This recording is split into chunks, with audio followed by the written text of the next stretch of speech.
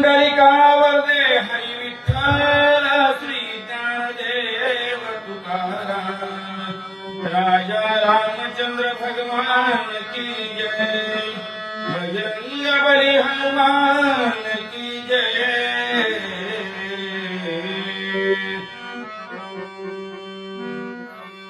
हनुमान अत्यंत विश्वासी अनुसरुनी मानसी आनंदी गामासी जेते भरतासी निवास। नमामि सच्चिदानंदं सद्गुरु श्री सांब सदाशिव हे शांत चरण सान्निध्यान असे संसार बंधन। तेवढ्या ते उदबत्त्या काढून घ्या बरीतल्या उदबत्त्या लक्ष्मण शक्ती प्रसंग अध्याय 5. 2 वाजलेले सकाळी सूर्योदयाला लक्ष्मणाला उठवून आरती करायची आहे। हा लक्ष्मण शक्ती सोहळा मौजे नांदुरे येथे हरिभक्त परायण श्री ज्ञानेश्वरजी महाराज सातुरे यांनी अत्यंत प्रेमाने आयोजित केलेलं आहे। स्वतः त्यांनी रामायणाचं पारायण केलं आणि हा एवढा लक्ष्मण शक्ती मुक्ती उत्सव या ठिकाणी निर्माण केला। हे फार महत्वाचं कार्य आहे बरं का। भाग्यवंता घरी भजन पूजन ते कुणाला घडत नाही। माणूस जीवनात आल्यानंतर काही करील, मुलीचं लग्न करील, लग्नासाठी लाखो रुपये खर्च करील, घर घेईल, घर बांधण्यासाठी लाखो रुपये खर्च करील, पण परमार्थासाठी अट्टहास करणं सगळ्यांना जमत नाही मौली। कारण याच्यासाठी लागतं प्रेम, प्रेमाशिवाय हे होऊ शकत नाही। रामायणावर नितांत ज्यांचं प्रेम आहे असे सातुरी महाराज आणि त्यांना सहकार्य करणारे आमचे विभीषण महाराज, अत्यंत सुंदर उपक्रम या ठिकाणी आहे। आणि हा शक्ती उत्सव कसा आहे सांगू का तुम्हाला थोडक्यात। इथं श्रोत्याच्या रूपानं रामायण सांगणारे आणि वाचणारे बघा, पण कुण्या रामायण सांगणाऱ्या वाचणाऱ्याच्या समोर सांगायचं आहे। आमुषा पौर्णिमेला रामायण वाचणारे सांगणारे नाही तिथं आलेले। दररोज नित्य नियमानं रामायणाची सेवा करणारे, दररोज नित्य नियमानं रामायण सांगणारे, रामायण ऐकणारे, रामायण वाचणारे, रामायणाची सेवा करणारे सगळे राम भक्त आपण। आणि या सगळ्या राम भक्तापुढे हे सेवा करण्याचा योग आहे बरं का। 5व्या अध्यायाचा विषय आहे, पर्वत घेऊन निघालेले हनुमंतराय येतात, नंदीग्रामाच्या ठिकाणी पोहोचलेले आणि नंदीग्रामाच्या ठिकाणी आल्यानंतर एकनाथ महाराजांनी त्यांना संबोधन दिलं। हनुमान अत्यंत विश्वासी, लक्षात घ्या, फार सुंदर चिंतन आहे। थोडक्यामध्ये फक्त कडव्याचा अर्थ करून आपल्याला पुढे जायचंय बरं का। मानवी जीवनाचा श्वास म्हणजे विश्वास आहे। विश्वासाशिवाय मानवी जीवन असूच शकत नाही। मग इथं विश्वास आहे, कुणावरती विश्वास आहे, कशावरती विश्वास आहे? अनुसरोनी बाणासी, बाणावरती विश्वास आहे। पण बाणावरती का विश्वास आहे? त्याच्यावर आहे बाण श्रीराम नामांकित, कपी श्रीराम भक्त, राम भक्त हनुमंत आहे आणि नाम धारक बाण आहे, नामाच्या अंकित असणारा बाण आहे, म्हणून त्याच्यावरती विश्वास आहे। आलानंदी ग्रामासी नंदीग्रामामध्ये आले बरं का. आता नंदीग्राम म्हणजे आनंदाचं गाव आहे. आनंदाच्या गावामध्ये आले. ते आनंदाचं गाव कसं आहे बघा. आलो निजाची या घरा. हे निजाचं घर म्हणजे नंदीग्राम आहे बरं का. त्या नंदीग्रामामध्ये आले. एवढा विश्वास घेऊन आले. मग तिथं वास्तव्य करणारे भरत कसे होते. भरत श्रीरामाचा निज भक्त भरत भक्ती उल्हासित आचार्य भक्तीचा भरत भरत निमुक्त चराचर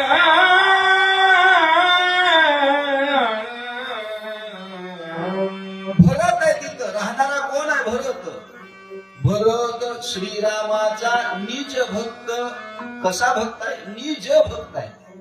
आता निज शब्दाचे अनेक भाव आहेत.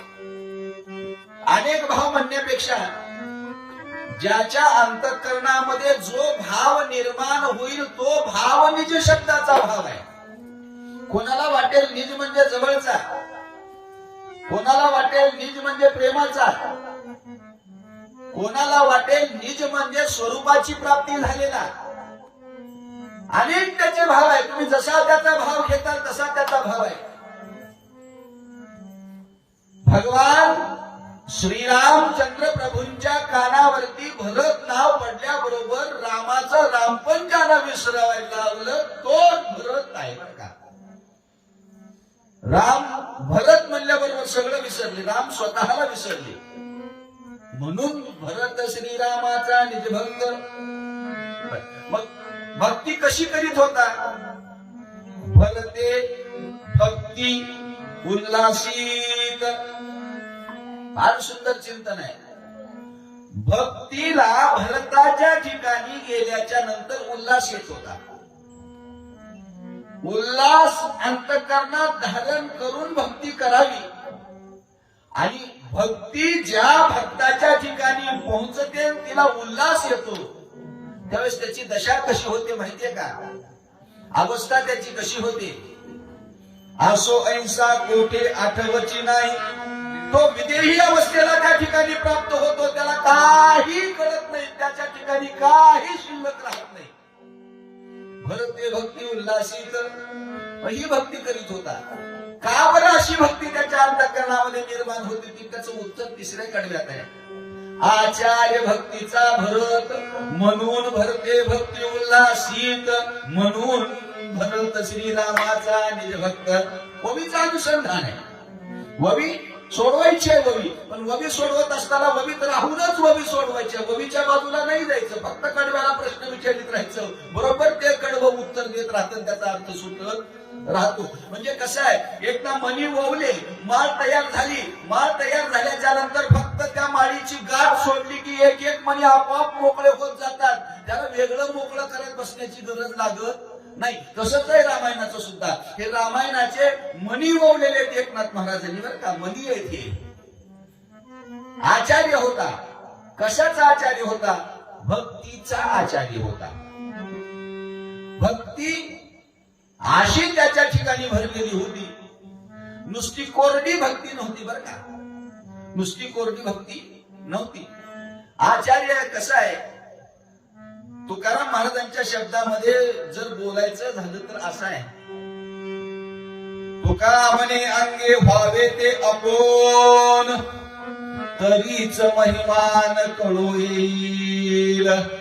अगोदर आपण स्वतः अंगीकारावं लागतं. अनुभवावं लागतं. अनुभवातून ते सिद्ध करून दाखवावं लागतं. मग ते लोकांपर्यंत पोहोचवावं लागतं. त्याला आचार्य म्हणतात. एवढी भक्ती त्यांनी केली. आचार्य भक्तीचा भरत भरते निर्मुक्त चराचर. या तिन्ही कडव्याचा सार जर काय असेल. भरताच्या सानिध्यामध्ये आल्याच्या नंतर चराचाही उद्धार होत होता आणि अचराचाही उद्धार होत होता. म्हणजे स्थावर आणि जंगम सृष्टीचा उद्धार करण्याचं सामर्थ्य भरतांच्या भक्तीमध्ये होतं. बोला. भरते भक्ती विस्तारी भरते भक्ती वाढवी भरते भक्ती प्रकाशिनी भरते पहारी निज भरतानं भक्तीचा विस्तार केला. ही ओवी विस्तारापासून पाल्हाळापर्यंत आहे, पण अर्थ करताना पाल्हाळापासून विस्तारापर्यंत यावं लागतं बरं का. कारण काय आहे, अगोदर पाल्हाळ शब्दाचा अर्थ सांभाळावी लागते. तुमच्याकडे एखादी वस्तू आहे, ती वस्तू सांभाळावी लागते. तुमच्याकडे सोनं आहे, त्या सोन्याला सांभाळावं लागतं. अगोदर पहिलं काम आहे सांभाळणे. सांभाळल्याच्या नंतर त्या वस्तूंमध्ये वाढवा करावा लागतो. आता समजण्यासारखं जर बोलायचं झालं तर, बापानं कमवून ठेवलेली जमीन सुरुवातीला पोराला सांभाळावी लागते. जमीन सांभाळावी लागते. जमीन सांभाळल्याच्या नंतर त्या जमिनीमध्ये मेहनत करून जमिनीचा पुन्हा वाढवा करावा लागतो. बापानं 4 एकर कमवून ठेवली असली तर ह्याला कष्ट करून पुन्हा 4 ला 2 जोडून 6 करावं लागतं. वाढवावी लागते. अगोदर सांभाळावी लागते, पुन्हा वाढवावी लागते. लक्षात घ्या, या सांभाळणे वाढवणे या शब्द फार सुंदर आहे चिंतन. भक्ती सांभाळायची, वाढवायची. इथे एक शब्द एकनाथ महाराजांनी आगाव घातलाय, प्रकाशित केली. प्रकाशित केली शब्दाचा अर्थ काय आहे? प्रकाशित केली शब्दाचा अर्थ असा आहे, एखादं पुस्तक जर कोणी लिहिलं तर त्या पुस्तकाला प्रकाशित केलं जातं, प्रकाशन केलं जातं त्या पुस्तकाचं. त्या प्रकाशनाचा अर्थ काय आहे? आम्ही हे पुस्तक लिहिलंय हे तुम्ही वाचावं, किंवा आम्ही लिहिलेलं पुस्तक तुमच्यापर्यंत पोहोचावं म्हणून या पुस्तकाचं आम्ही प्रकाशन करतो. मग तसं आम्ही केलेली भक्ती तुमच्यापर्यंत पोहोचावी म्हणून भक्तानं भक्तीचं प्रकाशन केलंय. भक्तानं भक्तीचं प्रकाशन केलं, दाखवली, लोकांना भक्तीची ओळख करून दिली. आणि मग आहे भरते भक्ती विस्तारिली. एवढं झाल्याच्या नंतर मग भक्तीचा विस्तार आहे. मग म्हणावं, येऊलेसे रोप लावी गेले द्वारी, त्याचा वेळू गेला गगनावरी. तुम्हाला माहितीये का, ज्ञानेश्वर महाराजांचा हा अभंग आहे. बरोबर आहे की का चुकतंय काही? बरोबर आहे, बरोबर आहे ना, बरोबर आहे. हा अभंग ज्ञानेश्वर महाराजांनी कधी लिहिलाय माहितीये का तुम्हाला? सगळं झाल्याच्या नंतर शेवटी लिहिलाय. अगोदर हरिपाठ लिहिला, अमृत अनुभव लिहिला, चांगदेव 65 सांगितली, ज्ञानेश्वरी सांगितली, आणि एवढं सगळं सांगितल्याच्या नंतर मग ज्ञानेश्वर महाराजांनी म्हणलं, एवढेसे लोक लावी गेले द्वारी, आणि त्याचा वेलो गेला गगनावरी. मोगरा फुलला, मोगरा फुलला, पुढे वेदिकाची बाजू आणि आणखीन एक याची गंमत सांगतो या अभंगाची.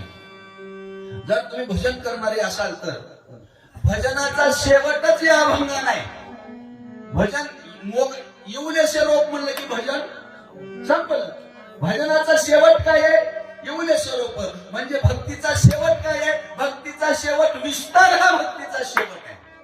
भक्ती कुठपर्यंत पोहोचली पाहिजे? विस्तारापर्यंत भक्ती पोहोचली पाहिजे. नाथ बाबा वर्णन करतात, एवढी भक्ती भरतानं केली होती म्हणतात. भरत भक्तीचा निज ठेवा, भरत भक्तीचा विसावा, भरत भक्तीचा ओलावा, भक्तीचा गावा निगम भक्तीचा निज ठेवाय. ठेव ठेवण्याची जागा आहे. हृदयामध्ये भक्ती राहत असते, पण ते हृदय शुद्ध आणि पवित्र असावं लागतं बरं का. त्याच्यासाठी एक गवळणीचं प्रमाण नाही, त्या प्रमाणानं तेवढं कडवं सोडून आपण पुढे जाऊ. पहा ती गवळणी तवती पालती दुधानी. पालती घातलेली दुधानी म्हणजे भरताचं अंतःकरण आहे. पालती घातलेली दुधानी कशी असते? दुधानी म्हणजे भांड, पालतं घातलेलं भांड. मग पालतं भांड का घातलं जातं? त्याचं एकच कारण आहे, भांड्यामध्ये असणारं सगळं काही खरडून खरडून नितळून खाली पडावं म्हणून ते भांड पालतं घातलं जातं. तसं अंतःकरणाचं भांड पालतं घालावं लागतं. ते नितळून नितळून खरडून खरडून पवित्र व्हावं लागतं. किती पवित्र व्हावं लागतं? वासना रहित व्हावं लागतं. मग वासना रहित झालं तर जमल का? जमणार नाही. मी नेहमी सांगतो, दूध तापवायच्या भांड्यामध्ये आमटी फोडणी टाकली, भांड धुतलं, दूध पुन्हा त्याच्यामध्ये तापवलं तर दूध फुटतं, नासतं. का बरं? तर त्याचं कारण आमटीचा वास दुधाला शिल्लक राहतो. मग तसंच आहे, अंतःकरण कितीही पवित्र करण्याचा आम्ही प्रयत्न करतो. काम, क्रोध, लोभ, मोह, दंभ, मत्सर, अहंकार सगळं बाहेर काढायचा प्रयत्न करतो. पण शेवटी वासनेचा वास अंतःकरणामध्ये शिल्लक राहतो. म्हणून आमची केलेली भक्ती फलद्रूप होत नाही. संतांनी सांगितलंय, इंद्रियाचा जय वासनेचा क्षय. क्षय झाला पाहिजे वासनेचा. आणि जिथं वासनेचा क्षय झालेला आहे ते अंतःकरण म्हणजे भरताचं अंतःकरण आहे. भरत भक्तीचा ठेवा विसावा आहे. किती विसावा आहे? तर त्या विसाव्याचं वर्णन करताना महाराजांच्या भाषेत बोलायचं झालं तर, आता निश्चिंतेने पावलो विसावा खुंटलिया धावा. एवढी विश्रांतीची स्थिती त्यांना त्या ठिकाणी प्राप्त झाली. त्याच्या पुढे वर्णन करतात, ओलावा शब्दाचा अर्थ आहे प्रेम. जाणे भक्तीचा जिव्हाळा तोची दैवाचा पुतळा. प्रेम म्हणजे भाव आहे, भाव म्हणजे ओलावा आहे. बोला, भरते सत्य सद्भाव, भरते साचार भरते प्रकट राम राव सर्वात भाव सर्वासी.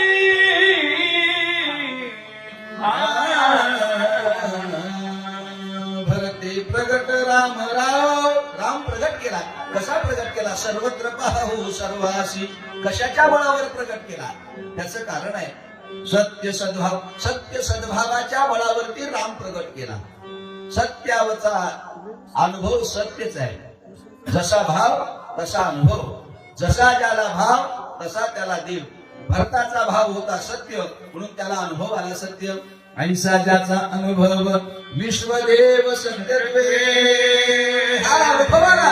अनुभव आल्याच्या नंतर प्रगट केला. तसं सर्वत्र पाहो सर्वासी. कारण काय? जे जे दिसे भूत ते ते माने जे भगवंत. किंवा हरीची या दासा हरी दाही दिशा भावे जैसा तैसा हरी. एवढी अवस्था प्राप्त झाली. बोला, भरते अपंगिरी भक्ती वाढविली, भरते वाढविली विरक्ती. भरते पाहिली यशशांती, भूते भोगिती स्वानंद.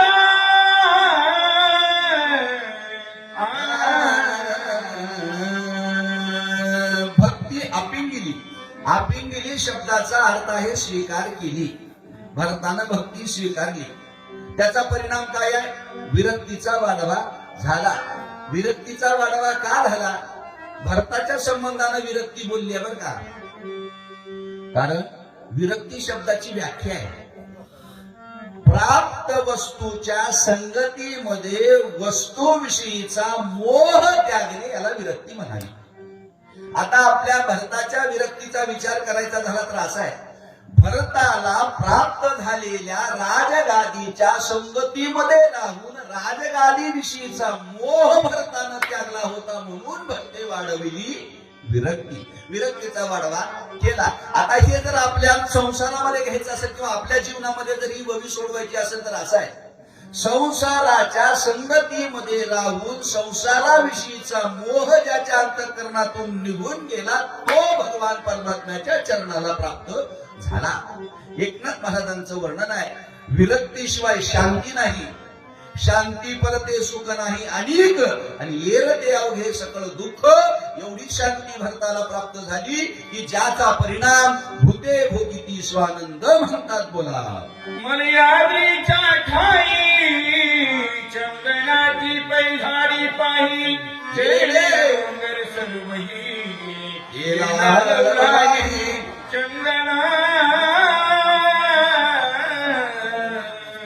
मलय नावाचं चंदन त्या डोंगरावर आढळतं, त्याला मैलागिरी पर्वत म्हणावं. त्या डोंगरावर आढळणाऱ्या चंदनाचं चंदनाचं महिमान असा आहे, सगळ्याला तो चंदनमय करतो. त्याची प्रक्रिया आहे नाही नाही आपण तेथे गेला नाही उपडवणी आणलाय अन्नवात वगणी गेला गिरी केला चंदना. आता चंदनाचं झाड बोरीबाबळीला भेटायला गेलं नाही. बोरीबाबळी हेकडी टेकडी चंदनाला भेटायला आल्या नाही, पण चंदनाच्या झाडावरून वाहला सगळ्याला चंदनमय करतो. त्या चंदनाचा एवढा मोठेपणा आहे. एक वनस्पतीचा परिवार चंदन केला डोंगराला महागड शेफेर सुवास खोर आवरणा. एका वनस्पतीचा एवढा मोठेपणा आहे. एक वाक्य आहे का, चंदन मोठा झाला. का मोठा झाला तर चंदनाच्या जवळ असणारा चंदनाचा गुण चंदनानं इतर झाडाला दिला म्हणून चंदन मोठा झाला. मोठं जर व्हायचं असेल तर आपल्या जवळ असणारं दुसऱ्याला देता आलं पाहिजे, तर माणूस मोठा होतोय. बरं का, एक मोठं व्हायचं दुसरं एक कारण आहे. अगोदर दुसऱ्याला मोठं करावं लागतं, तेव्हा आपण मोठं होतो. मीच मोठा म्हणलं तर कोणी मोठं होत नाही. लक्षात घ्या, चंदनानं आपल्या जवळ असणारं सगळ्याला वाटून टाकलं. चंदनाने बोरी बाबळी व्यापील्या म्हणून सांगितलं. बोरी बाबळीला त्यानं आपल्यासारखं केलं. मग हे चंदनाच्या ठिकाणी असणारं एवढं महात्म्य आहे. मग का बरं, एक अवदार्य नावाचा गुण चंदनाला मिळाला तर चंदन एवढा मोठा झाला. माझ्या चिवलई भगवंत भगवंत मूर्ती काय नव्हे प्राप्त सभाग्य संत त्रिजगती.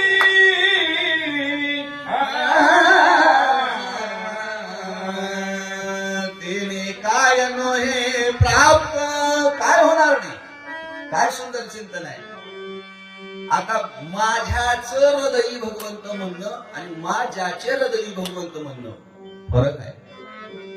माझ्याच हृदयात भगवंत जर शब्द वापरला, मुंगीपासून ब्रह्मदेवापर्यंत सगळ्याच्याच हृदयामध्ये जो राहतो त्याचं नाव आहे देव. सगळ्याच्याच हृदयामध्ये तो आहे. मग इथं काय सांगितलंय, मग मा. का बरं मा?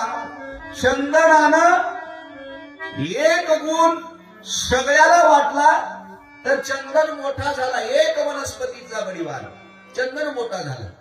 मग ज्याच्या ठिकाणी 6 गुण आहे, ऐका यशस्वी औदार्य ज्ञान वैराग्य ऐश्वर्य, हे 6ही गुणवर्य वसती जेथ.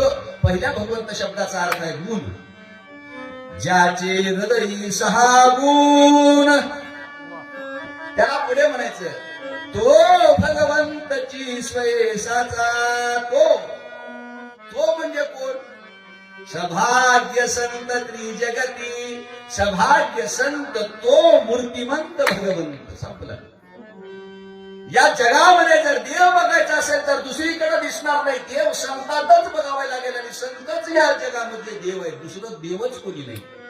आता याच्या पुढचं फार थोडं चिंतन आहे बरं का. होगा देणे काय नव्हे प्राप्त, त्याचं एक चिंतन असं आहे. मग संत झाल्यानंतर काय होणार नाही. दगडाचा नंदी दूध देतो, पेतो. काय करतो? देतो का पेतो? काय तुकाराम महाराजांच्या चरित्रातली गोष्ट आहे बघा. बरं जाऊ द्या, हे कळणार झालं तर सगळ्याच्या माहितीतला तो विषय सांगतो. भिंत चालते, रेडा बोलतो, तेने काय नव्हे प्राप्त. संतत्व अंगात आल्याच्या नंतर भिंत चालते. एक बाजू झाली बरं का. आता दुसरी आहे का, तेने काय नव्हे प्राप्त. असा संत जर आमच्या जीवनामध्ये आला तर तेने काय नव्हे. आणखीन जवळ जाऊन सांगतो तुम्हाला कळण्यासारखं. तुकाराम महाराजांची अजून आम्हाला भेट झाली नाही. भेट झाली नाही, पण तुकाराम महाराजांच्या गाथ्यातले 4 अभंग पाठ करून आम्ही कीर्तन करायला लागलो. 4 मजली बिल्डिंग आमची आणि 4 चाकी गाडीमध्ये हिंडायला. तेने काय नव्हे कुणाच्या भांडवलावर आहे. महाराजाची भेट, तुकाराम महाराजाची भेट झाली का? नाही झाली. फक्त गात्याच्या अभंगाची भेट झाली तर मर्शिडीज आहे. फक्त गात्याच्या अभंगाची भेट झाली तर 4 मजली बंगला आहे. आणि तुकाराम महाराजांची जर भेट झाली तेने काय हे प्राप्त. संत जर आमच्या जीवनामध्ये आम्हाला प्राप्त झाला तर काय मिळणार नाही म्हणतात बोला. दृष्टी विषय समजताय रामरूप देखत भरताय दृश्य द्रष्टा दर्शन केतय सर्व होतय रामरूप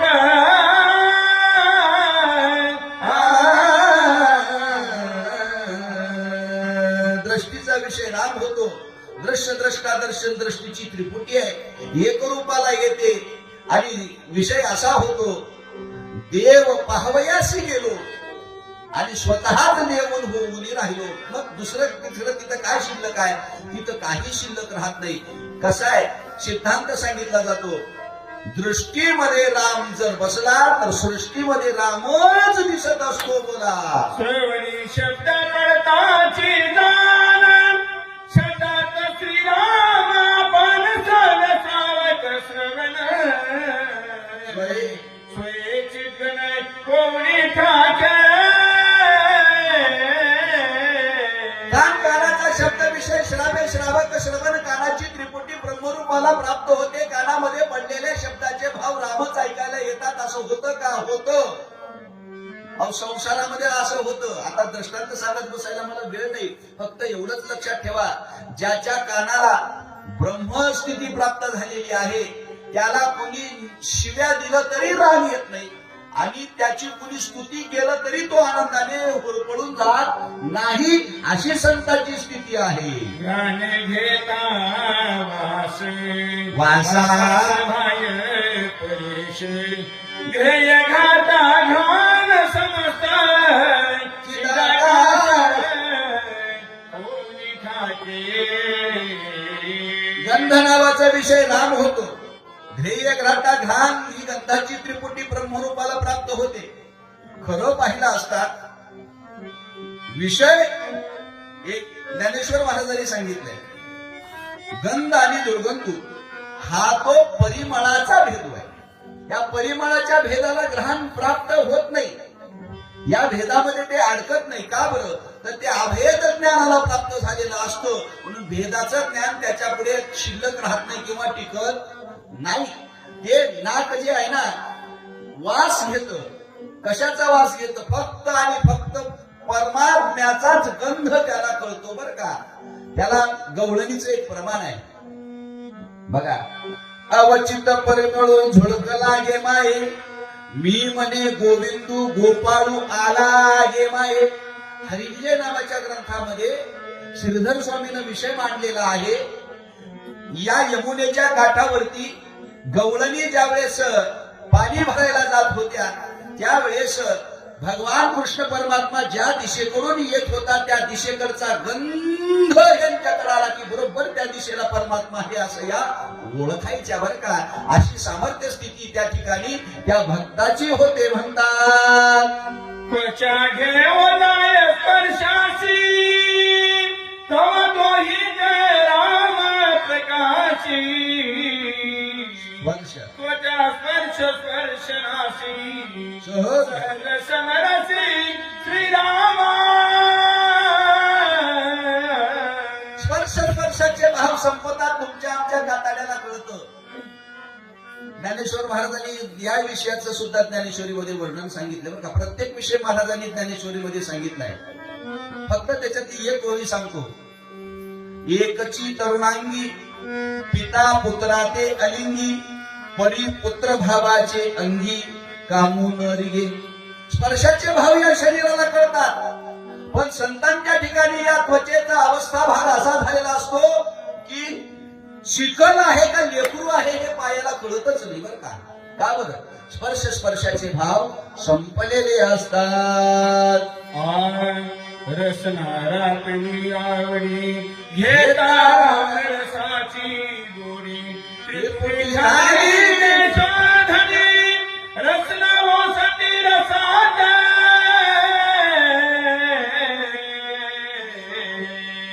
रस रसना ओसंडी रसाते. रसनेला काय आहे महाराज? रसाचं ज्ञान आहे. ओसंडी शब्दाचे दोन अर्थ आहेत. ओसंडी शब्दाचा पहिला अर्थ आहे भरून वाहणे. ओसंडी शब्दाचा पहिला अर्थ आहे.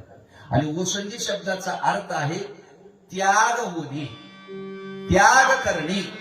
मग ती काय करते? इतर विषयाचा त्याग करते, ब्रह्मरसाने ओसंडून वाहते. त्याला म्हणावं रसना ओसंडली. आता ओसंडली रसना, कशाना रसना ओसंडली? ब्रह्मरस, राम रस. का बरं?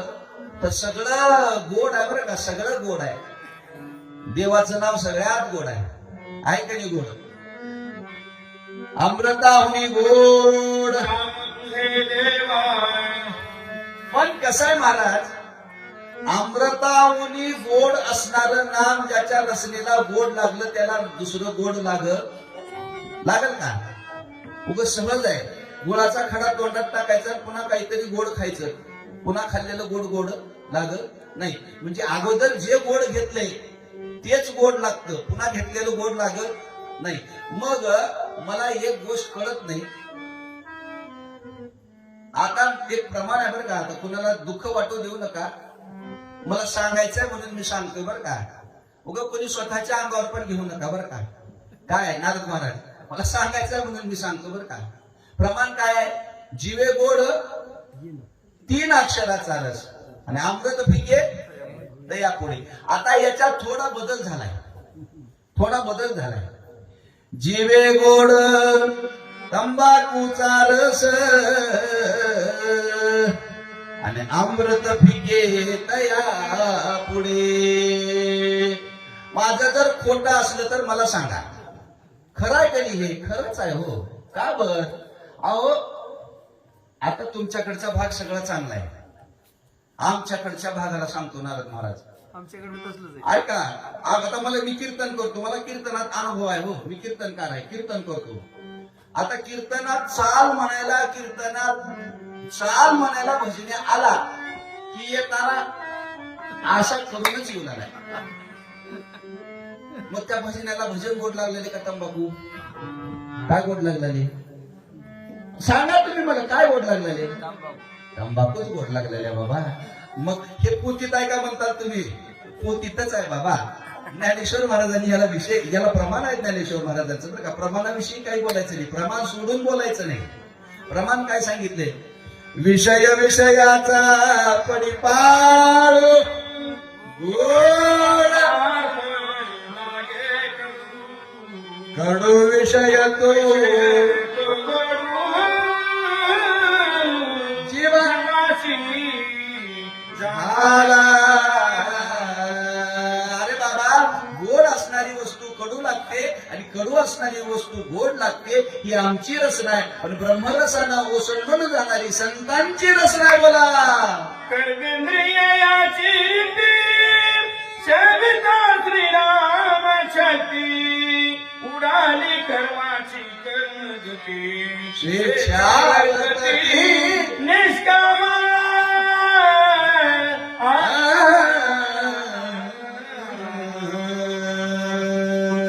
ज्ञानेंद्रिय ब्रह्मरूप झाले की कर्मेंद्रिय ब्रह्मरूप होतात. रेल्वेचं इंजिन जिकडे पळालं तिकडे डबे पळतात. शहाण्या माणसाच्या मागे लहान माणसं वागतात. ज्ञानेंद्रिय ब्रह्मरूप झाले की कर्मेंद्रिय ब्रह्मरूप होतात. उडाली कर्माची कर्मगती. तुका म्हणे, तुकाराम महाराजांचा प्रमाण आहे. तुका म्हणे आम्ही झालो अग्निरूप. अग्निरूप झाल्याच्या नंतर बाप पुण्याचा संबंध शिल्लक उरत नाही. किंवा नाथांच्याच भाषेत जर बोलायचं झालं तर असं आहे, एका जनार्दनी भोग प्रारब्धाचा नाश झाला. ही अवस्था संतांच्या ठिकाणी असणाऱ्या कर्माची आहे म्हणतात. आयसा भरत रामे कुंडला राम झालाय. हनुमान चंद सुखावलाय देखून लागला पूर्वा. ऐसा भरत रामे कोंदला. 5 कर्मेंद्रिय 5 ज्ञानेंद्रियानं राम झाला, तो देश राम झाला. इथं पहिला विषय संपला. या 42 म्हणजे आत्मस्वरूपाचं चिंतन आहे. आणि ते चिंतन कधी होतं माहितीये का? देहाचा निराश व्हावा लागतो, बाद व्हावा लागतो. बाद, स्थूल देह, सूक्ष्म देह आणि कारण देहाचा बाद झाल्यानंतर ब्रह्मस्वरूपाच्या प्राप्तीची स्थिती आहे. मग इथं स्थूल देह बाधित झाला, त्याचं प्रमाण आहे. देश राम झाला, देह राम झाला, 5 कर्मेंद्रिय 5 ज्ञानी. हनुमान अत्यंत सुखावला, हनुमंताला अत्यंत सुख वाटायला लागलं. आणि अपूर्व घटना पाहिली. अपूर्व ती कोणती घटना आहे? नगरा बाह्य आया नगरा बाह्य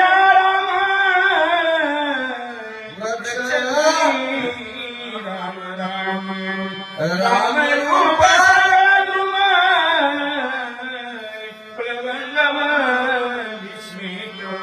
नगराच्या बाहेर पाहिलं राम आहे, नगराच्या आत पाहिलं राम आहे, झाडाकडं पाहिलं राम आहे. नाही, आणखीन थोडा कानाचा भाग जवळ घेतला. दिशा दुमदुमिती राम रमे कुंडली राम नामे वायू गर्ज राम नामे लोम राम कुंडल.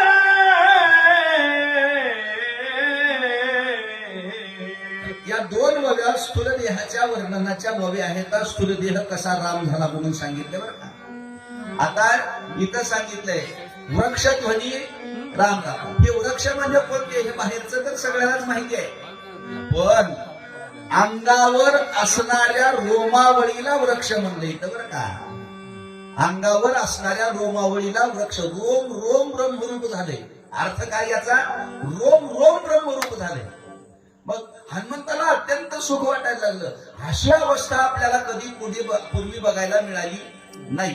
आता जर कथा भागातून जर सांगायचं झालं तर अशोकवनामध्ये बघायला मिळालं होतं गवत राम म्हणायला लागलेलं, पण अशोकवनाच्या बाहेर गेले की राम ऐकू येत नव्हतं. इथं नंदीग्रामातही होतं आणि नंदीग्रामाच्या बाहेरही होतं, म्हणून अपूर्व आहे. आता सूक्ष्म देहामध्ये प्रवेश करतात. काय म्हणतात?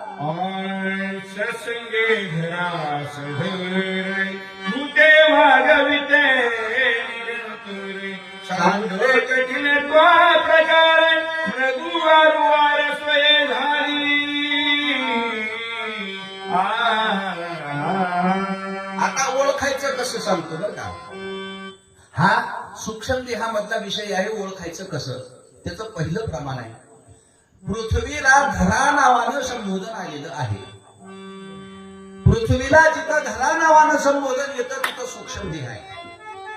सूक्ष्म देहामधल्या पृथ्वीचं तुम्ही पंचकरण काढून बघा, संत साहित्य वाचून बघा. सूक्ष्म देहाचं वर्णन करताना पृथ्वी तत्वाला धरा नावानेच संबोधन प्राप्त झालेलं आहे. आता सूक्ष्मामध्ये उतरलं देहात. सूक्ष्म देहामध्ये धरा पृथ्वी आहे. ही पृथ्वी कशी आहे? सतसंगतीनं पृथ्वीवर झालेले परिणाम आहेत. आता चिंतन आहे.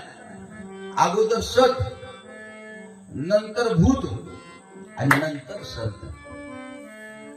सताचा गुण भूतात आला आणि भूताचा गुण संतात आला. का बरं? त्याचं कारण आहे. सत हे निर्विकार, निर्गुण, निराकार आहे आणि ज्याची त्याच्यापासून उत्पत्ती झाली त्याचंच नाव आहे भूत. त्याला म्हणावं पंचमहाभूत. हे पंचमहाभूत आणि या पंचमहाभूतापासून संतांची उत्पत्ती आहे. देह ज्याला आहे त्याला संत म्हणावं. देह ज्याला आहे त्याला संत म्हणावं. आणि जिथं देह आला तिथं भूत आले. मग भूतानी घेतला, भूताचा गुण संतांच्या ठिकाणी आला. आता हा मधला गुण आहे पृथ्वीचा कठीणपणा. काय आहे? सूक्ष्म देहामध्ये पृथ्वीचा कठीण गुण म्हणजे अहंकार आहे. अहंकाराचा त्याग झाला आणि त्याच्या ठिकाणी पृथ्वीनं आणखीन दुसरे गुण धारण केले. कोणते?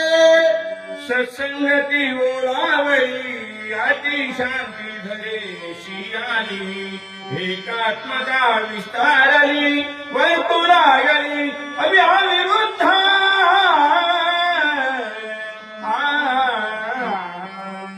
आता या पृथ्वीनं स्वतःच्या संगतीमध्ये अहंकाराचा त्याग केला, दुसरे गुण घेतले. इथं सांगितले सतसंगती ओलावली. ओलावली शब्दाचा अर्थ आहे द्रवीभूत झाली. द्रवीभूत झाली शब्दाचा अर्थ आहे दया नावाचा गुण पृथ्वीनं धारण केला, क्षमा नावाचा गुण पृथ्वीनं धारण केला आणि शांती रूपाला पृथ्वी नटली. म्हणजे संतांच्या ठिकाणी 3 गुण आहेत: दया, क्षमा, शांती. तेथे देवाची वस्ती. हे 3 गुण संतांच्या संगतीने आले. आता ब्रह्मांडातल्या पृथ्वीचं सुद्धा इथं वर्णन आलेलं आहे. ही ब्रह्मांडातली पृथ्वी काय आहे? संतांच्या संगतीचा परिणाम म्हणून सगळ्याला समानतेनं वागणूक देते. उत्तमा ते धरीजे, अधमा ते अभ्येरीजे. उत्तमाचा स्वीकार करावा, वाईट वस्तूचा त्याग करावा ही पृथ्वी म्हणत नाही. बोला. सत्संगती झाली जीवना ऐक्यवनी अधोगमना ऐक्यवनी सकल जनाय अति स्वादन मधुरात. पाण्याला सताची संगती झाली. पाण्याच्या ठिकाणी असणारा अधोगमनाचा गुण आहे त्यागला. इथं शब्द आहे. अजून एक तुम्हाला प्रमाण सांगतो. सूक्ष्म देहामध्ये हा विषय आहे, त्याचं प्रमाण आणखीन एक प्रमाण या ओळीमध्ये एकनाथ महाराजांनी दिलं. विसरोनियाधोगमना. काय सांगितलं का? पाणी लागले ऊर्ध्वगमना. शब्द काय आहे? विसरोनी. विसर पडला. पाण्याला उताराकडे धावायचा विसर पडला. सूक्ष्म देहामध्ये पाणी आहे का नाही? आहे ना. कुठं आहे सूक्ष्म देहामधलं पाणी? चित्ताच्या ठिकाणी पाणी आहे. चित्ताचा स्वभाव आणि पाण्याचा स्वभाव सारखा आहे का नाही? सारखाच आहे. पाणी उताराकडे वाहतं, चित्त विषयाकडे वाहतं. उताराकडे वाहण्याचा पाण्याला विसर पडला आणि चित्ताला विषयाकडे वाहण्याचा विसर पडला. संताची संगती लागली म्हणून विषयी विसर, विषयाचा विसर पडावा लागतो. अंतर्मुख वृत्ती व्हावी लागते. त्याला आमच्या संतांना सांगितलं, हरिणे माझे हरिले चित्त, भार वित्त विसरले, आता कैशी जाऊ घरा, नोहे बरा लौकिक. ही अवस्था सताच्या संगतीमध्ये असण्यानं सूक्ष्म देहामधल्या पाणी तत्वाची झाली. आता ब्रह्मांडातलं पाणी काय बोलतं? सत्संगती गायते फळी जीवन सज्जन निवली देवोनी जीवन व्याघ्र पापी म्हणून उपेक्षण घरची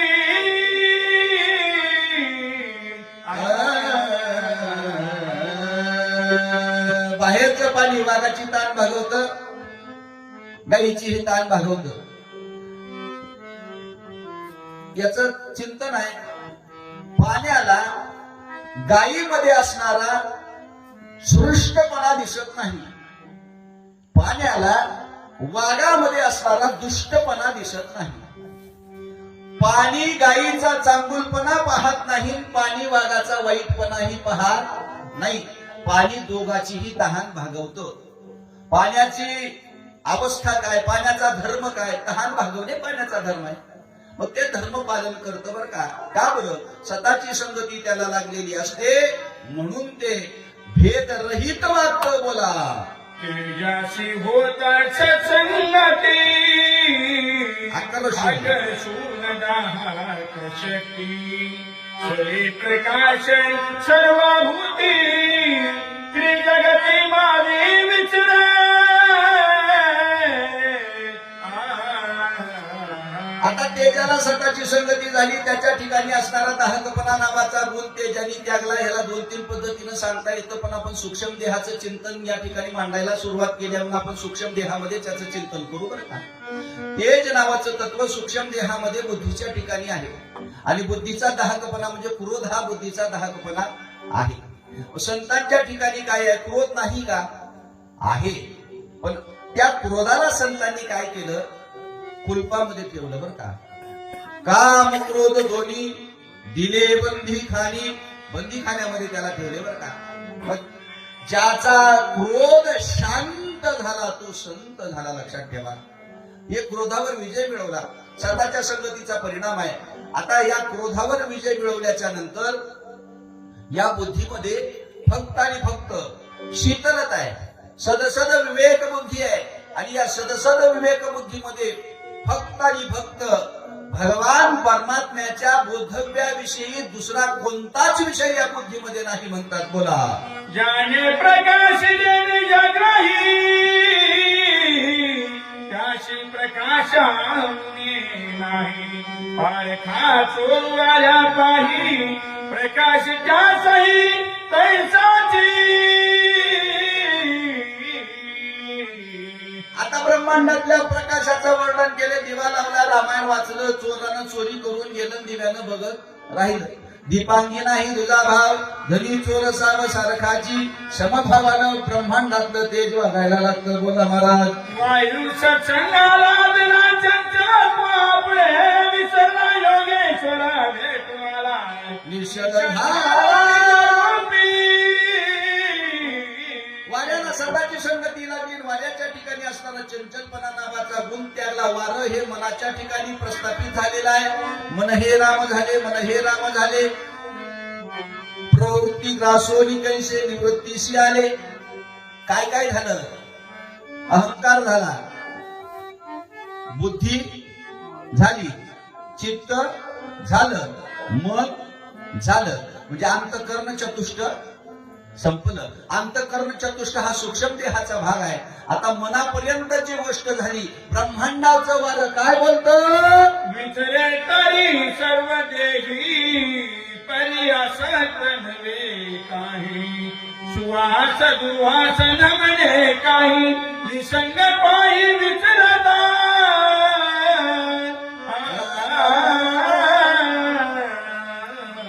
आता ब्रह्मांडातलं जे काही वार आहे ना, बागेवरून वाहतं, गावकोसावरूनही वाहतं, पण कशातही अलिप्त राहत नाही. सत्संगाला लागले आकाश खुपोने पैकोणास विश्वनिया निरंकाश विरक्त उल्हास सर्वत्र बसे. आकाशाला संगती लागली ती सताची. तिथं खुपण्याचा विषयच संपला. आता हे 5वं महाभूत आहे. 4 महाभूताला अंतःकरणामध्ये आपण बसवलं. आता 5व्या महाभूताला कुठं बसवायचं? हे 5वं महाभूत अंतःकरणाचं अधिष्ठान आहे. ज्या अधिष्ठानावरती अंतःकरण आहे त्याला म्हणावं आकाश. आणि त्या आकाशाचा गुण आहे. आकाशाचा गुण काय आहे? बघा, पृथ्वीचा गुण गंध आहे. बरोबर आहे की? आगळीचा रूप आहे. बरोबर आहे की? तसं आकाशाचा शब्द आहे. ज्ञानेश्वरीमध्ये ओवी आहे, शब्द तो आकाशीचा कपाळ पिटी मेघाचा. शब्द आकाशाचा आहे. मग खुपोने दिकोना शब्दानं दुःख होतं बरं का. टोचतो काय? शब्द टोचतो ना. ज्याच्या आकाशाला सताची संगती लागलेली आहे त्याच्या मुखातून निघालेल्या शब्दानं जगाचं कल्याण होतं. जरी ते शब्द काय माय गेली होती भूतापाशी हे जरी शब्द असले तरी त्या शब्दानं कल्याण होतं. का बरं होतं? तर त्याला सुद्धा ज्ञानेश्वर महाराजांचं एक प्रमाण आहे. औषधाचे नि कडवटपणे जैसी अमृताची पुरवणी. औषध कडू आहे पण त्याचा गुण गोड आहे. संतांच्या मुखातले शब्द कसे जरी असले तर त्याचा गुण गोड आहे. उद्धारच आहे त्यांच्या शब्दांनी. नाथबाबा बोलू लागले, आपल्या निज शरीरी शीत उष्ण प्रजन्य धारी नलिपे विकारी सत्संग तोरी.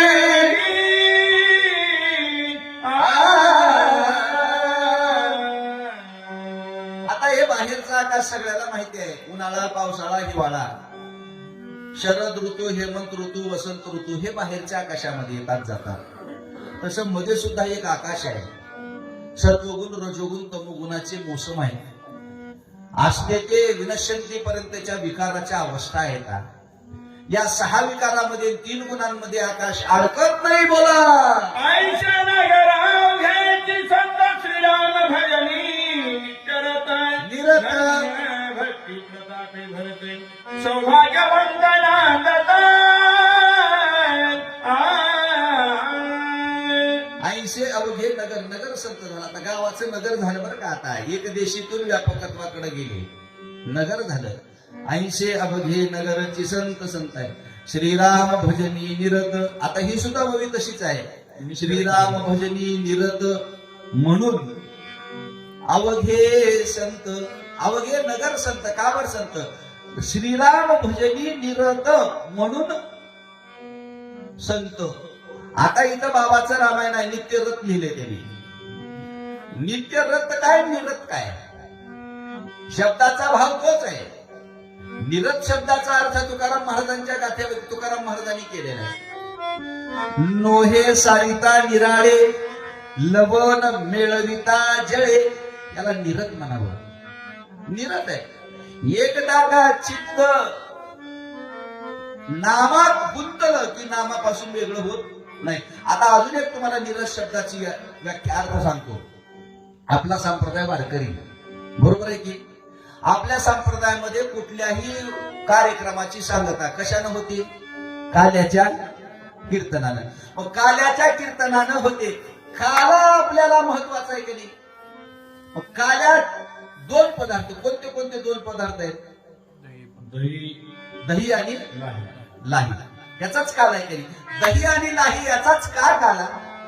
त्याचं कारण सांगतो. एकदा का लाही दह्यामध्ये मिसळली की दह्यातून लाही बाजूला काढता येईल. तुम्ही प्रयत्न करून बघा.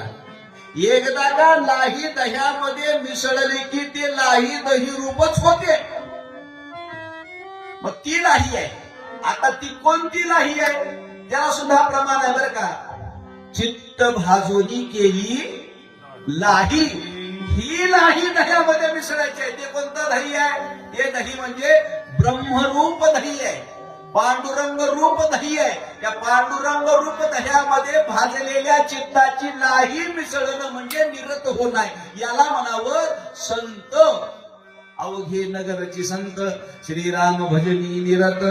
धन्य भक्ती प्रतापे भरत. हा भक्तीच्या प्रतापाचा परिणाम आहे. सौभाग्यवंत, सौभाग्यवान कुणाला म्हणावं? कपाळाला कुंकू, गळ्यात मंगळसूत्र, पायात जोडवं असलं तर सौभाग्यवंत. भक्तामध्ये सौभाग्यवंत कुणाला म्हणावं? भक्ती ज्ञान वैराग्याचा अलंकार ज्यानं धारण केले त्याला सौभाग्यवंत म्हणावं. कोणाही नाही दुर्दशा, कोणी नवती हीन मानसा. श्रीराम राम भजने उल्हासा, सावकाश नांदती. दुर्दशा नावाचा प्रकार नव्हता. पुनरपी जननम पुनरपी मरणम. किती वेळा जन्मा यावे, नित्य भावे फजित. सगळं संपलं होतं. का बर? कोणी नव्हती हिनकट माणसा. हिनकट माणसं म्हणजे वासना संपलेली होती. हिनकट मन म्हणजे वासनायुक्त मन. जन्म घेणे लागे वासनेच्या संगे, याची झाले अंगे हरिरूप. वासना हरिरूप झाली होती म्हणून दुर्दशा. आता इथे एक सिद्धांत आहे. वासना कशाने हरिरूप होते? एक माझं वाक्य तुम्ही दगडावर लिहून ठेवा. वासना जर हरिरूप व्हायची असेल तर, किंवा वासना जर संपायची असेल तर, फक्त आणि फक्त भजनानेच वासना संपते. लक्षात ठेवा. ज्ञानाने वासना संपत नाही. त्याला प्रमाण आहे माझ्याकडं. काय माझ्याकडे प्रमाण आहे? ऐका, माझ्याकडे काय प्रमाण आहे? ज्ञानाने वासना संपत नाही त्याचं प्रमाण आहे. ब्रह्मदेवाकडं ज्ञान होतं का नव्हतं? होतं का नव्हतं? होतं ना.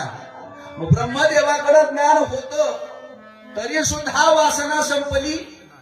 मग जे ज्ञानानं वासना संपत नाही. मग वासना संपवायची असली तर भजनानेच वासना संपवावी लागते. भजनाशिवाय वासना संपवत नाही. म्हणून भजन करायचं आहे. म्हणून श्रीराम भजनी उल्हासित अंतःकरणानं भजन केलं की जन्म मरणाचा फेरा चुकतो. उदिमये मोहरा करणे, अक्षराचे खरे नाणे. कैसे रे कैसे रे कोणाही असे ना. आता व्यापार चालत होता. उदीम म्हणजे व्यापार आहे. जसं घ्यावं तसं द्यावं. कुणालाही नुकसान त्या ठिकाणी होत नव्हतं. त्याचा कार्यभाग असा होता की व्यापारामध्ये एक वस्तू होती. कोणती वस्तू? एकटी वस्तू देता घेता एका बोलाचीच कथा एका वाचून सर्व ठाय दुधी असे एक द्यावा एक घ्यावा. एक शब्दाचा अर्थ केला ब्रह्म. दोन शब्दाचा अर्थ केला ब्रह्ममाया. तीन शब्दाचा अर्थ केला तीन गुण. चार शब्दाचा अर्थ चार वेद. पाच शब्दाचा अर्थ पंचमहाभूत. सहा शब्दाचा अर्थ सहा शास्त्र. सात शब्दाचा अर्थ सप्त आवरण. आठ शब्दाचा अर्थ अष्टवसू. हे प्रत्येक शब्दाला अर्थ आहे. एक शब्दाला ब्रह्म म्हणावं, ब्रह्म द्यावं, ब्रह्म घ्यावं. आपुला तो एक देव करुणी घ्यावा. देव द्यावा, देव घ्यावा, राम घ्यावा, राम द्यावा. एवढा व्यापार तिथं होता. तुझे पहिले दलाल खूप आहे तत्काल सर्व स्वेने काल लागे पण हे सगळे जातचे. द्वैताच्या तीन बाब्या या ठिकाणी एकनाथ महाराजांनी सांगितलेल्या आहेत. त्याचा अर्थ एवढाच आहे. द्वैत माणसाच्या जीवनामध्ये घात करतो. द्वैत परमार्थाचाही घात करतं, द्वैत संसाराचाही घात करतं. आता ही एक ओवी झाली. दुसरी जेथे जेथे त्याची उडी पडे सर्वस्वेशी जीवित बुडे पाय न चले पुढे पडे रोकडे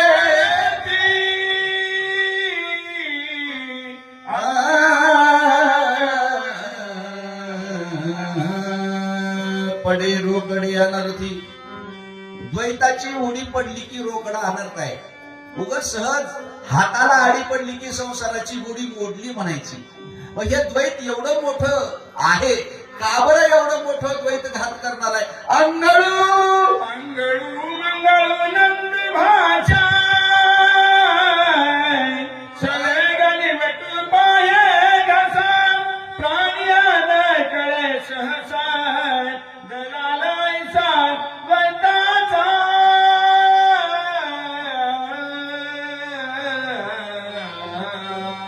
ही अंगळू मंगळू भाषा ही द्वैताची भाषा बरं का. आता याला फार सुंदर चिंतन आहे. एका वाक्यामध्ये सांगून पुढे जातो. अंगळू म्हणजे 8 आणि मंगळू म्हणजे 10.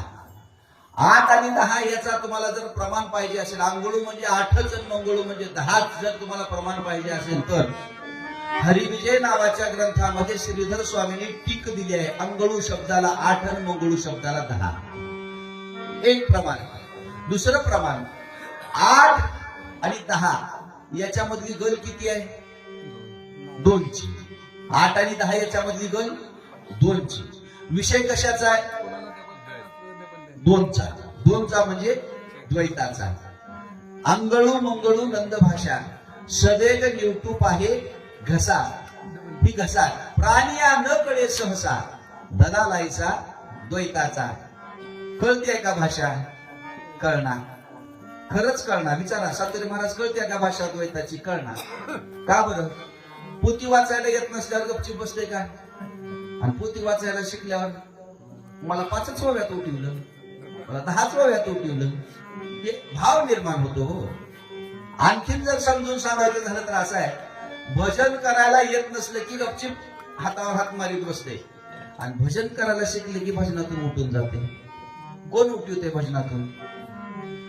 दलाल आहे. दलाल दलाल इथं शिरलेला दलाल कळतच नाही महाराज. कधी दलाल आधी आत शिरलाय, कधी आम्हाला परमार्थातून दूर गेलाय. लक्षात ठेवा, परमार्थ करणाऱ्या माणसाच्या परमार्थाची उन्नती होत असताना हा दलाल याच्या अंतःकरणामध्ये शिरला की याला परमार्थातून दूर घेऊन जातो. पण दूर कधी नेतो हे कळू देत नाही. अशी त्या दलालाची गती आहे. भरत नगरी राज चतुरा स्वयंउदिनी एकांगवीरा होता संचार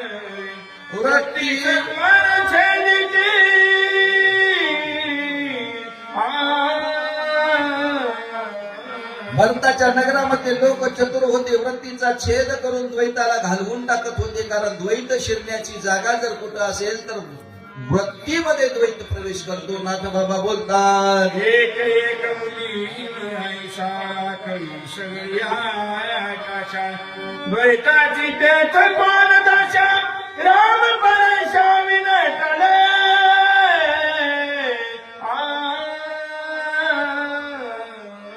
एक एक बुधी माईसा आकळूप आहे सकळ आकाशात. मोठ्या व्यापाऱ्याच्या व्यवहारात दलाल येतच नाही. उगा तुमच्या माहितीसाठी बाजारात तुम्ही गेलो, बैल खरेदी करायचा आहे तुम्हाला, त्यानं किंमत सांगितलं तुम्हाला 50,000 रुपये बैलाची. त्याला तुम्ही म्हणलो, काय म्हणाला, किती 50,000 ना, हे बघ 70,000 रुपये घे आणि माझ्या घराला दावणीला आणून बैल बांध. त्यानं बांधणार आहे का काय करणार आहे? मग इथं दलाल येतोय का? 50,000ची वस्तू 70,000ला घेतल्यावर मारायला दलाल येतोय का? येत नाही. मग तसले लोक होते तिथं. एक एक उदी मायसा आकडूप आहे सकळ आकाशा द्वैताची देत कोण दशा आणि परम परेशा विलटले. नामधारकाचा अधिकार श्रेष्ठ आहे. आठवटियाचा वारा कथा राम कीर्ती गजरे अंबर झरे तुषारी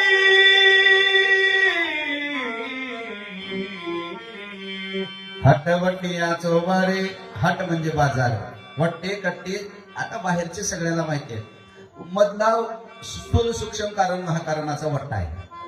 परापश्यंती मध्यमा वैखरी वाण्याचे रस्ते आहेत आणि मनबुद्धी चित्त अहंकाराचा चौबार आहे. या सगळ्या गोष्टीमध्ये भगवान परमात्म्याच्या नामाचा गजर आहे. आता थोडं व्यवहारातून एक वाक्य बोलून जातो. उभ्या बाजारी कथा हे तो न आवडे पंढरी नाथा. बरोबर आहे की? बाजारात केलेली कथा देवाला आवडत नाही, असंच थोडक्यात असंच की. ऐका, बाजारात उभं राहून देवाचं नाव घेतलेलं देवाला आवडतंय. ऐका बरं का, बाजारात उभं राहून देवाचं नाव घेतलेलं देवाला आवडतंय, पण देवाच्या नावाचा बाजार करत फिरलेलं देवाला आवडत. आता देवाच्या नावाचा बाजार आहे.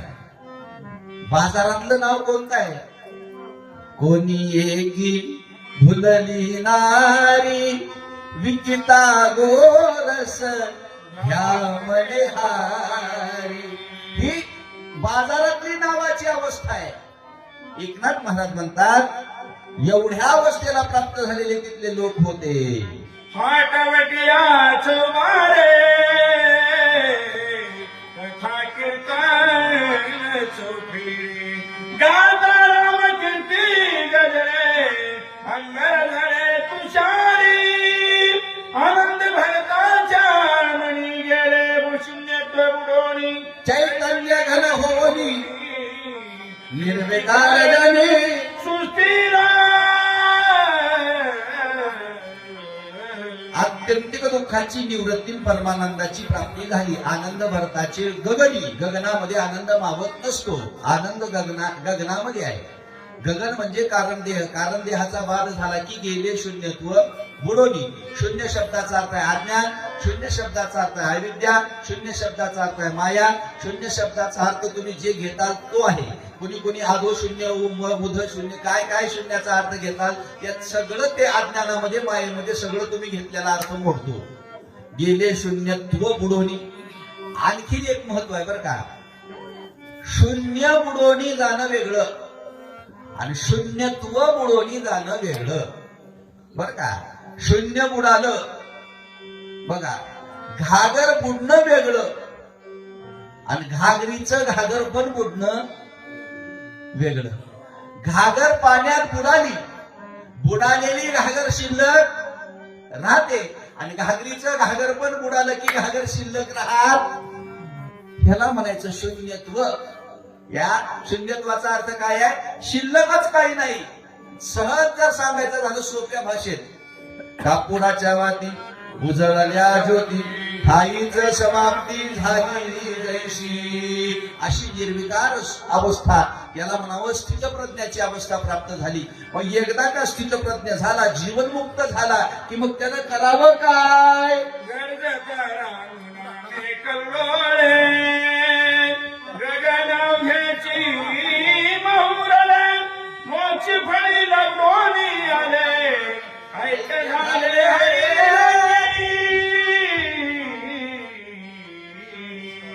मोक्षाची फळं रगडून आले, भगवंताच्या रंगामध्ये रंगून गेले बरं का. कारण काय आहे? माझा रंग तुझे गुणी म्हणे नामयाची जणी, असा त्याचा अर्थ आहे बरं का. गुणामध्ये रंगून गेले, रंगामध्ये. नाम बीज आहे, नाम साधन आहे, आणि मोक्षाच्या फळाचं बीज सुद्धा नामच आहे. नामाशिवाय दुसरं तिसरं काही नाही. अनुसरोनी बानाशी, आणि शेवटी नामे रामनामे, गरजता रामनामे कल्लोळे. नामातच यायचं आहे, नामातच जायचं आहे. थोडक्यात सांगून जातो, मातीतच जन्मायचं आहे, मातीतच वाढायचं आहे, आणि शेवटी मातीतच जायचं आहे. का दुसरीकडे कुठं आहे जागा तुम्हाला? आहे का कुणाला दुसरीकडे जागा? मातीतच जायचं आहे. तसं आहे, नाम आहे, नाम साधन, नाम साध्य, आणि फल सुद्धा नामच आहे. असं चिंतन गोडगोड या ठिकाणी महाराजांनी मांडलं बरं का. आणि महाराजाच्या गावला यायचा बराच एक दुसरा चौथा बरेच वेळेला महाराजाच्या कृपेनं महाराजाच्या गावला आलो बरं का. आणि या प्रेमसंबंधातून गावला येण्याचा पुन्हा एकदा योग आला, आणि तुमच्या सगळ्या रामभक्ताच्या या ठिकाणी भेटी झाल्या बरं का. आणि काहीतरी दोन गोष्टी सांगण्याचा प्रयत्न केला. नारद महाराज, मला पोथी सांगायला येत नाही बरं का. खाली जर बसून तुम्ही मला विचारलं हे काय महाराज, मी कानाला खडा लावून सांगतो मला बोलायला येत नाही. इथं बसल्यावर बोलायला येते. का बरं? तुमच्यासारखे श्रोते माझ्यावर कृपा करतात, आणि मग माझं तोंड उघडून बोलतो बरं का. कारण काय? तुमच्या पायाच्या प्रसादी काही बोलिलो विनोदे, तुम्ही कृपा करावी आणि आम्ही बोलावं, असा या ठिकाणी हा सिद्धांत आहे. असंच आमच्या सातुरे महाराजावर तुमचं प्रेम राहावं, असंच सातुरे महाराजांचं आमच्यावर प्रेम राहावं, आणि असेच अनेक धर्मकार्य सातुरे महाराजांच्या हाताने व्हावे. आणि ते धर्मकार्य करण्यासाठी सातुरे महाराजाला पांडुरंगानं उदंड आयुष्य द्यावं, लक्षात ठेवा. कारण काय आहे? कथेची सामुग्री देह अवसानावरी. कारण याच रामायणामध्ये हनुमंतरायाला रामचंद्र प्रभूने वरदान दिले बरं का. स्वस्थ असो तुझे जीवित. कशासाठी? भक्ती करण्यासाठी, परमार्थ करण्यासाठी, धर्मकार्य करण्यासाठी. अशी या ठिकाणी प्रार्थना करून या ठिकाणी